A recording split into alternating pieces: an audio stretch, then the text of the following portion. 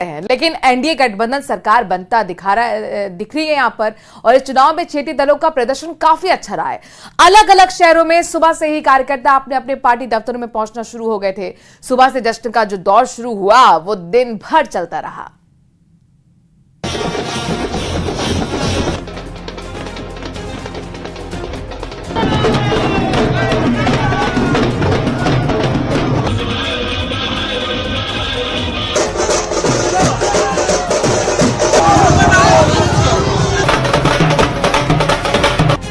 दिल्ली से लेकर यूपी तक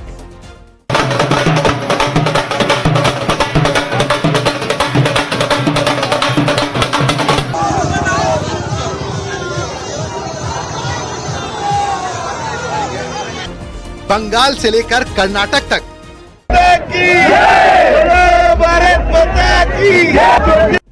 आतिशबाजी का शोर है।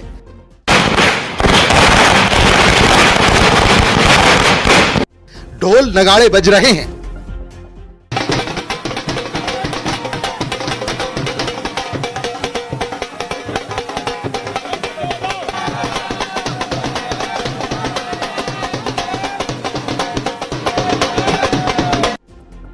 देश के कोने कोने में जश्न दिखाई दे रहा है।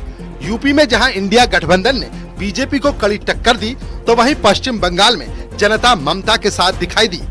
हर पार्टी का कार्यकर्ता जोश खरोश में दिखा। पार्टी दफ्तरों पर जमकर जश्न मनाया गया।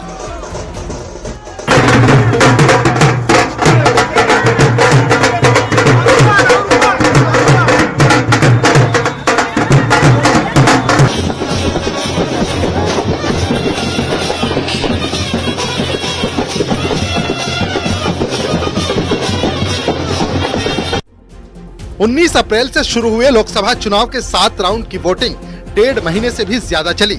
इस चुनावी परीक्षा का रिपोर्ट कार्ड देश के सामने आ गया।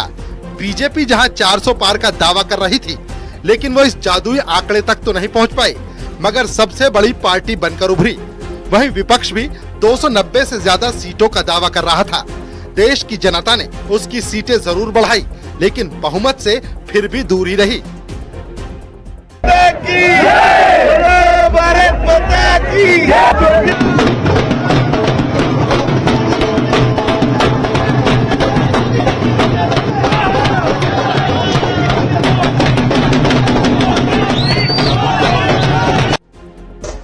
सभी पार्टियां अपनी अपनी जीत के दावे कर रही थी, जिसका देश भर में जश्न भी दिखाई दिया।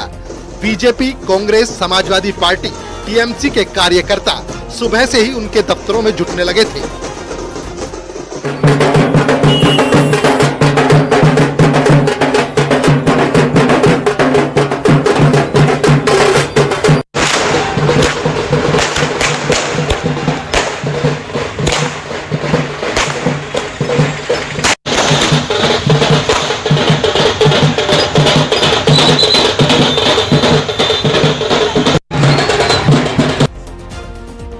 मुजफ्फरनगर से एक अलग ही तस्वीर सामने आई। इस सीट पर बीजेपी और समाजवादी पार्टी के हरेंद्र मलिक दोनों एक दूसरे के खिलाफ चुनाव लड़ रहे थे। दोनों साथ में खाना खाते दिखे। पिछले 10 साल से बीजेपी की पूर्ण बहुमत वाली सरकार थी, लेकिन इस बार विपक्ष ने उसे कड़ी टक्कर दी है। चुनाव के जो नतीजे आए हैं, उसमें एनडीए गठबंधन को बहुमत मिलता दिखाई दे रहा है, लेकिन जश्न का दौर हर तरफ चल रहा है। Bureau report, news 18। देश के सबसे बड़े चुनाव के नतीजों में एक बार फिर एनडीए की वापसी हो गई है, लेकिन इस बार चुनाव में एन फैक्टर पूरी तरह से हावी रहने वाला है। एक खास रिपोर्ट देखिए। एनडीए में एन फैक्टर।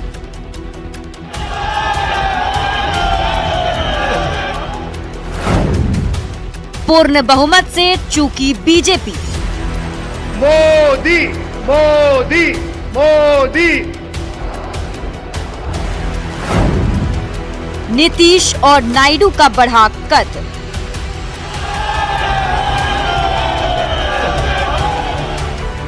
दुनिया के सबसे बड़े लोकतंत्र के सबसे बड़े चुनाव में जनता ने अपना जनादेश दे दिया है और फैसला भी सुना दिया है कि देश के प्रधानमंत्री तो नरेंद्र मोदी ही रहेंगे, लेकिन देश का विपक्ष भी उतना ही मजबूत रहेगा। एनडीए ने 272 के जादुई आंकड़े को आसानी से पार कर लिया है, लेकिन बीजेपी अपने दम पर बहुमत को पार नहीं कर पाई है। ऐसे में नतीजे के बाद 2 एन फैक्टर की चर्चा अब सियासी गलियारों में तेजी से होने लगी है।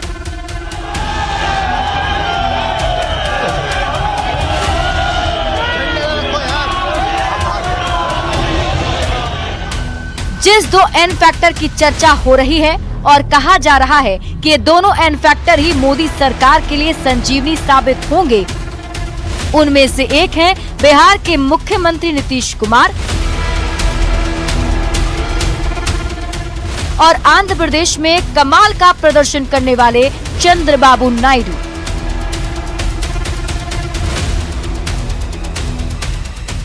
एक तरफ बिहार में नीतीश कुमार ने जबरदस्त प्रदर्शन किया है, तो दूसरी ओर चंद्रबाबू नायडू ने आंध्र प्रदेश के जगन मोहन रेड्डी को सत्ता से उखाड़ दिया।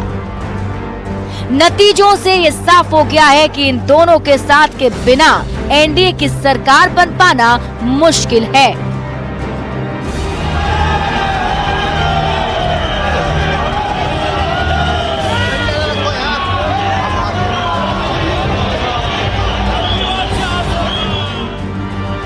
इस नतीजे से इतना तो साफ हो गया है कि नरेंद्र मोदी सरकार का तीसरा कार्यकाल चंद्रबाबू नायडू और कुमार के रुख पर निर्भर करेगा। यही वजह है कि नतीजे बाद एक तरफ जहां पीएम मोदी ने चंद्रबाबू नायडू से फोन पर बात की, तो दूसरी तरफ बिहार के डिप्टी सीएम सम्राट चौधरी नीतीश कुमार से मिलने पहुंच गए।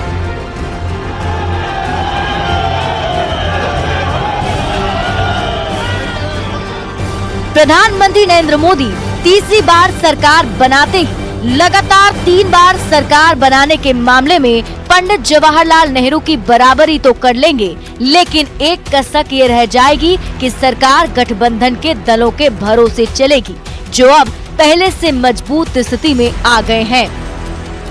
Bureau report, news 18। पूर्व मुख्यमंत्री अशोक गहलोत ने कहा कि प्रधानमंत्री नरेंद्र मोदी की गारंटी हवा हो गई।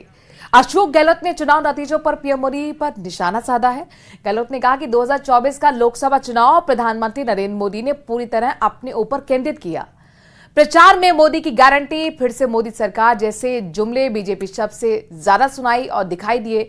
यहां तक कि सांसद प्रत्याशियों को बाईपास कर पूरा चुनाव मोदी की गारंटी के नाम पर लड़ते रहे। दोनों बातें सही थी। मैंने मीडिया को भी कहा और हमारे नेता, जब मैं गया रायबरेली अमेठी, तो वहाँ खड़गे साहब भी थे, सोनिया जी भी थी, राहुल जी भी थे, प्रियंका जी थी, तभी मैंने कहा था, उनको विश्वास दिलाया था कि राजस्थान से इस बार चौंकाने वाले परिणाम आएंगे और डबल डिजिट में आ जाए तो आश्चर्य नहीं होना चाहिए। मुझे यहाँ की जनता पे विश्वास था, मतदाताओं में विश्वास था, हमारे कार्यकर्ताओं में विश्वास था कि ये लोग इस बार पिछले चुनाव में हम कामयाब नहीं हो पाए, गुड गवर्नेंस देने के बावजूद भी, इतनी स्कीम आई उसके बावजूद भी हम जीत नहीं पाए, क्योंकि इन्होंने झूठ बोल बोल करके यहाँ पर लोगों को भ्रमित कर दिया। तो इसलिए जनता को पश्चाताप है, उसका ये वक्त आ गया वहाँ पे बदला लेने का, वही हुआ यहाँ राजस्थान। लोकसभा चुनाव परिणाम में पूर्वी राजस्थान के हॉट सीट दौसा इस बार कांग्रेस के खाते में चली गई है। पिछले 15 साल से कांग्रेस के लिए दौसा में सूखा था, लेकिन इस बार कांग्रेस के मुरारीलाल मीणा ने बीजेपी के कन्हैयालाल मीणा को 2,30,000 वोटों से हराया है। किसी जमाने में पायलट की कर्मस्थली होने के कारण कांग्रेस की गढ़ रही दौसा सीट 2004 में सचिन पायलट अंतिम बार यहां से विजयी हुए थे। जीत के बाद मुरारीलाल मीणा ने पहली प्रतिक्रिया देते हुए कहा कि ये क्षेत्र की जनता की जीत है और बीजेपी सरकार की गलत नीतियों का जवाब है। इस मौके पर हमारे संवाददाता ने नवनिर्वाचित सांसद के साथ कांग्रेस के कई नेताओं के साथ बातचीत। हमारी पूरी जनता का, हमारे सब कार्यकर्ताओं का, हमारे सब नेताओं का बहुत बहुत आभार, बहुत बहुत धन्यवाद। सबने मिलकर के काम किया और उसी का परिणाम रहा एकजुट होने के बाद में जो काम किया कि 15 साल बाद में कांग्रेस की जो सीट थी स्वर्गीय राज्यपाल जी के टाइम पे, सचिन पायलट जी के टाइम पे, रमा जी के टाइम पे, उस सीट को हमने वापस बहुत भारी बहुमत से जीत प्राप्त करी। और इसी के साथ मारो राजस्थान में आज के लिए इतना ही। वक्त छोड़े सो ब्रेक का है, देखते रहिए न्यूज़ 18 राजस्थान।